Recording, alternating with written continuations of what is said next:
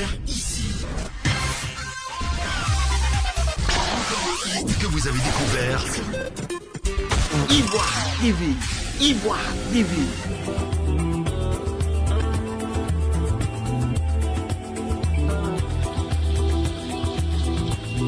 La marée rosée bleue attendue ce samedi 30 novembre au Palais de la Culture d'Abidjan, à l'occasion du 4e congrès ordinaire de l'Organisation des femmes du FPI, a tenu toutes ses promesses.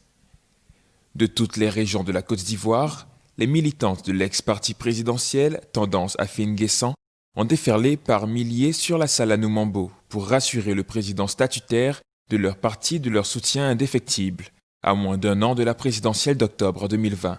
Plusieurs délégations de formations politiques sœurs d'obédience socialiste de Côte d'Ivoire et du Niger étaient également présentes pour soutenir la mobilisation des femmes de l'OFFPI, déterminées à porter leur candidat à la tête de l'État ivoirien lors des prochaines joutes électorales. La représentante du PNDS du Niger, solidaire de l'engagement de ses sœurs militantes de Côte d'Ivoire, a exhorté le président Pascal Afine-Guessant à continuer à faire confiance au dynamisme des femmes, elles qui ont le secret de la mobilisation. Monsieur le Président du parti, nous vous disons merci d'accompagner les femmes du FPI pour l'organisation du congrès et recevez les civilités de nos présidents et présidentes des partis socialistes. Monsieur le Président, continuez à soutenir les femmes. Elles ont le secret de la politique, de la mobilisation. L'Alliance des forces démocratiques, coalition de laquelle fait partie le FPI, a également salué la mobilisation des femmes frontistes que sa porte-parole a décrit comme la clé du succès de l'ancien Premier ministre de Laurent Gbagbo. L'ombre de l'ex-chef d'État aura d'ailleurs longuement plané sur ce congrès, notamment dans le discours d'orientation du candidat déclaré à la présidentielle Pascal Afine-Guessant, qui, après avoir dénoncé des manœuvres souterraines menées selon lui par la Cour pénale internationale pour maintenir le fondateur du parti en situation de quasi-détention, a commenté l'actualité judiciaire en cours en estimant faible la probabilité d'un retour imminent de Laurent Gbagbo avant le scrutin présidentiel. Aujourd'hui, quand on regarde ce qui se passe à la CPI, malgré toutes nos prières, malgré toutes nos marches, malgré toutes nos déclarations, on se rend compte que les possibilités, la probabilité que Laurent Gbagbo soit là en 2020 pour que nous tous, on mette la main sur ses épaules pour les élections là, que cette probabilité-là est faible. Si nous, on n'avait pas fait tout ça, c'est maintenant on va se réunir pour dire bon, on dirait que Gbagbo ne va pas venir, donc on fait comment? Est-ce que c'est maintenant on va faire à 1 an ou 6 mois des élections? Pendant 6 ans, 7 ans, 8 ans, on était totalement absent du terrain.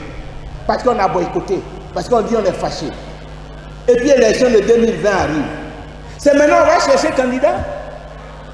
C'est maintenant on va aller tourner à travers la Côte d'Ivoire pour réveiller nos militants, pour organiser nos structures. Même si on le fait, on n'aurait aucune chance. On était convaincus que de toute façon les gens vont rester là, puisqu'on leur a vendu le pays, on leur a abandonné le pays. C'est pourquoi, grâce au travail que nous avons fait, aujourd'hui, le Front populaire ivoirien est en mesure de gagner les élections.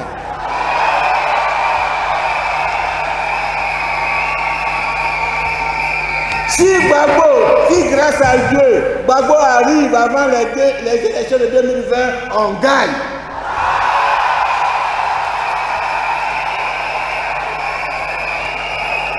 Si même ils vont garder Gbagbo là-bas, ils n'ont qu'à garder Gbagbo là-bas, en 2020, on gagne.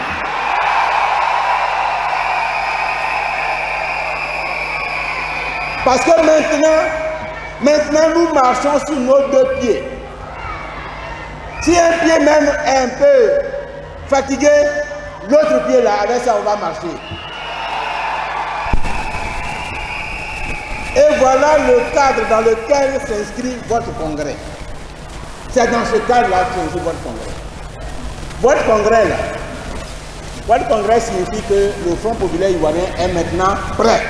Pour Afine Guessan, le seul moyen pour les militants du FPI d'espérer le retour prochain de leur ex-président, c'est de se mobiliser autour de sa candidature pour battre le RHDP au pouvoir et forcer la main à la justice internationale. D'autres sujets brûlants de l'actualité politique ont également été passés au peigne fin par le président de la branche légale du Front populaire ivoirien, qui a, par ailleurs, mis en garde l'actuel chef d'État contre la tentation de briguer un troisième mandat en 2020. Qu'ils disent.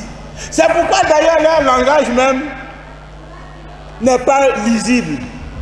Aujourd'hui, ils disent on va donner le pouvoir à une autre génération. Demain, ils disent d'ailleurs même, la Constitution me donne le droit d'être candidat. Après, demain, ils disent bon, je peux être candidat. Quelqu'un qui parle comme ça, et pas comme quelqu'un qui n'est pas encore totalement réveillé et à qui on pose des questions. Son discours est un peu bizarre. Toi-même qui l'écoutes, tu ne comprends pas rien. Parce qu'on dirait qu'il rêve, on dirait qu'il est réveillé. Et c'est ce à quoi nous observons. Ils ne sont même pas réveillés. Ça veut dire donc qu'ils sont sur la voie du départ. Mais il faut qu'il se fasse une raison. Parce qu'en Afrique, aujourd'hui, on ne fait pas plus de 10 ans au pouvoir. C'est devenu une loi.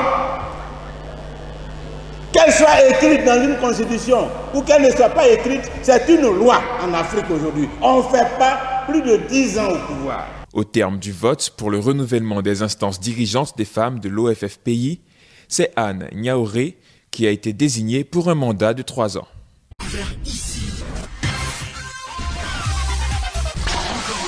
Que vous avez découvert Ivoire TV. Ivoire TV.